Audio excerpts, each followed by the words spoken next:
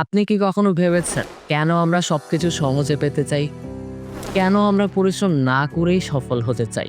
পরিশ্রম না করে সহজে সফল হতে চাওয়ার প্রবণতাকে বলে ইনস্ট্যান্ট গ্র্যাটিফিকেশন। এর পেছনে রয়েছে আমাদের মস্তিষ্কের স্বাভাবিক প্রবণতা। আমরা সহজ পথ খুঁজে নিতে চাই, দ্রুত ফলাফল পেতে চাই। কিন্তু বাস্তবতা হলো বড় সফলতা আসে ছোট ছোট অভ্যাসের ধারাবাহিক ফল থেকে। আর একে বলা হয় কম্পাউন্ড ইফেক্ট। ধরুন আপনি প্রতিদিন মাত্র 1% উন্নতি করলেন। হয়তো খুবই সামান্য মনে হচ্ছে, তাই না?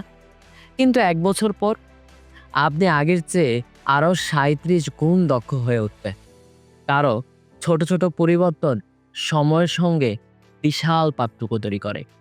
আমরা দেখি অনেকেই রাতারাতি সফল হতে চায়, কিন্তু যারা সত্যিই সফল হয়েছেন তারা দীর্ঘদিনের ছোট ছোট পরিশ্রমের ফল পেয়েছেন। যেমন এলন মাস্ক, কোবি ব্রায়ান্ট বা ওয়ারেন বাফেট।